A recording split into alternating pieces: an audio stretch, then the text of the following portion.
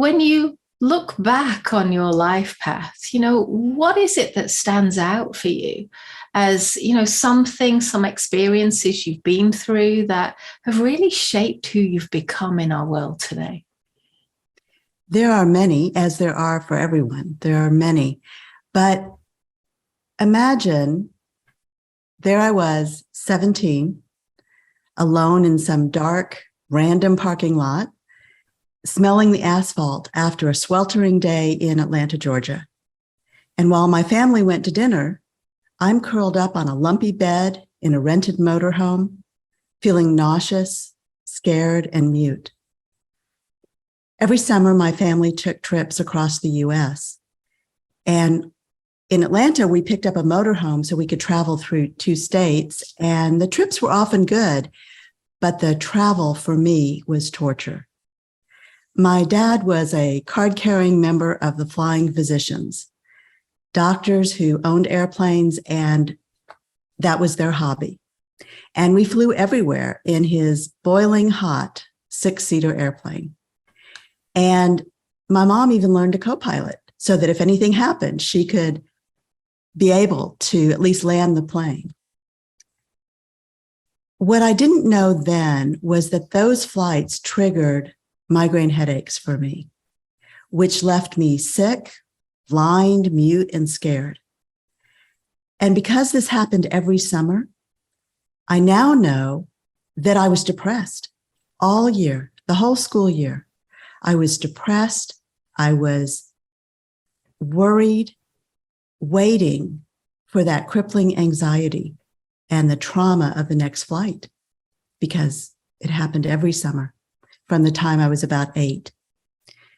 And here's what I realized alone in that steamy Atlanta parking lot was I didn't even know how to ask for help. I had no words. I didn't have language, and no one was going to rescue me. I really believed I only had 2 choices in life: avoid or suffer. And I felt trapped. That started my quest. That realization, that pain started my quest to speak up, speak out, find the language, create the language. I had never even heard the word anxiety. So I didn't know how to talk about it. I didn't know how to ask for help. And I had no clue how to step into my power. And of course, that is a lifelong journey for all of us, especially as women. So I worked with mentors and guides, and I researched and I studied and I practiced, and I built my business on that foundation of speaking up, speaking out, and not just following the pack, not just doing what others, gurus or experts, or not what others said I should be doing, but figuring out my own path forward, because I never want to feel trapped like that again. So that directly ties into what I do. I work with women business owners that are experts in their fields, and I help them to achieve that clarity, that confidence, and that sense of control, because sometimes they also feel trapped in their businesses.